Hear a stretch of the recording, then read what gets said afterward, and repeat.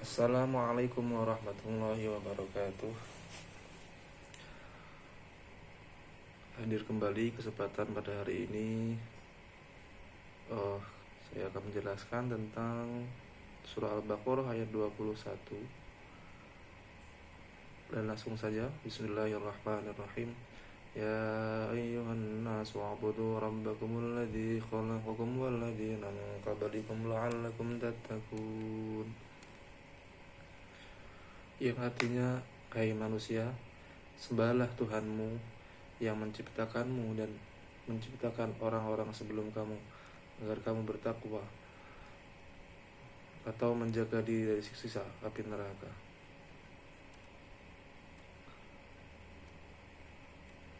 Dalam kitab tafsir Al-Jalalain menyebutkan bahwa ayat surah Al-Baqarah ayat 21 ini ditujukan kepada penduduk kota Mekah ya, saat itu. Dan mereka diperintahkan untuk mengesahkan Allah Subhanahu wa taala yang telah menciptakan mereka yang semula bukan dari apapun hingga dijadikan manusia. Jadi jelas memang ayat ini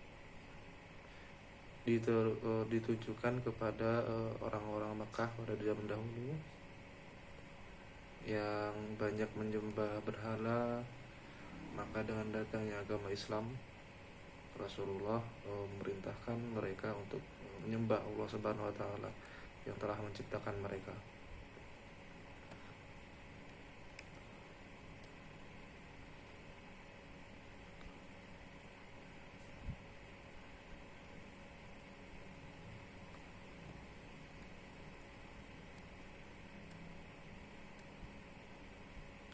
Ibnu Jarir atau Bari mengutip pendapat sahabat Ibnu Abbas radhiyallahu an yang mengartikan perintah menyembah Allah, perintah penyembahan pada surat Al-Baqarah ayat 21 ini sebagai perintah pengesahan Allah ya. Jadi memang benar karena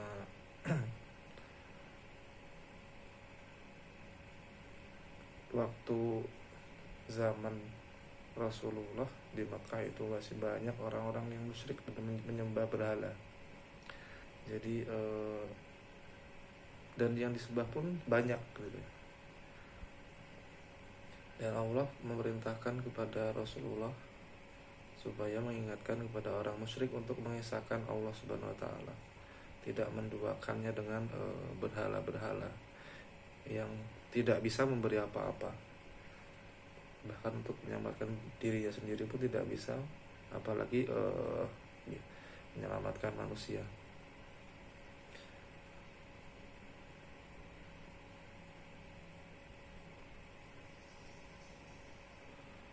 Imam At-Tabari juga mengutip pendapat sahabat Ibnu Abbas bahwa surah Al-Baqarah ini dimaksudkan untuk menjelaskan dua kelompok yang berbeda, yaitu orang kafir di Mekah dan kelompok orang munafik di Madinah.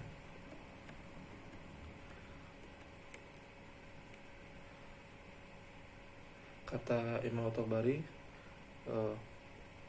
Allah memerintahkan orang-orang kafir yang menyembah berhala untuk bertobat atas kafirannya. Ya, berarti memang diperintahkan untuk kembali kepada Allah, Tuhan yang Maha Esa, yang menciptakan mereka semuanya. Imam Al-Baghawi dalam tafsirnya mengutip pendapat sahabat Ibnu Abbas radhiyallahu an, ya Yohanes ditujukan kepada kaum Mekah ya. Jadi kalau korelasinya untuk orang-orang sekarang ya memang surat ini ditunjukkan kepada orang-orang non-Islam atau orang-orang kafir, supaya mereka masuk Islam dan menyembah Allah. Kalau zaman dahulu ditujukan ayatnya kepada kaum musyrik Mekah. Sama juga kalau untuk sekarang ayat ini memang ditujukan untuk orang-orang kafir ya.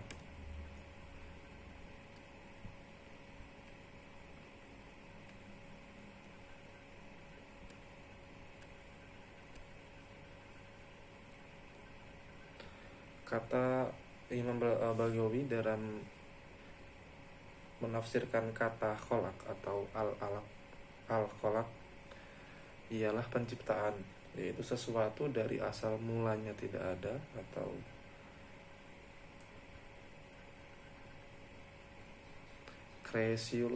creatio ex nihilo, tanpa model atau contoh sebelumnya, agar kalian bertakwa, yaitu agar kalian selamat dari siksa api neraka.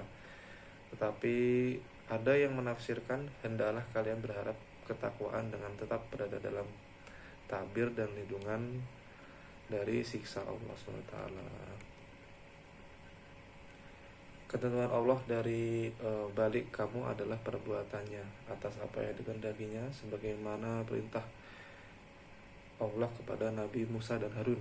Katakanlah kepada Fir'aun dengan perkataan yang lembut, semoga dia menjadi ingat atau takut. Itu dalam surat Toha ayat 22. Dan, maksudnya ialah hendaklah kalian berdua. Yang dimaksud kalian berdua ini adalah Nabi Musa dan Nabi Harun ya, mengajaknya kepada kebenaran. Ini yang diajak adalah Fir'aun waktu itu pada masanya.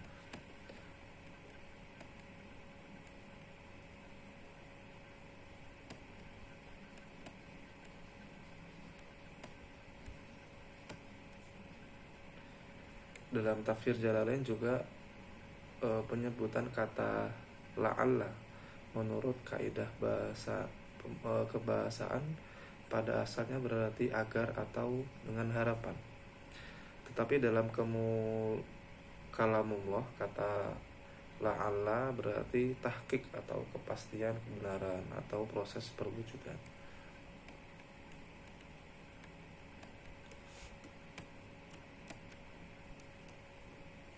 Jadi memang ayat ini ditunjukkan kepada orang-orang musyrik, orang-orang non-muslim kalau di Indonesia, perintah untuk menyembah Allah Subhanahu wa taala, mengesahkan Allah, karena kalau di agama lain Tuhannya tetap tidak hanya satu, banyak. Jadi dan itu pun salah, sudah Tuhannya banyak, salah juga. Makanya mereka diminta untuk kembali kepada Allah, Tuhan yang Maha Esa, untuk mengesahkan Allah, tidak menyekutukannya. Mungkin hanya ini yang dapat kami sampaikan, kurang lebihnya mohon maaf. Assalamualaikum warahmatullahi wabarakatuh.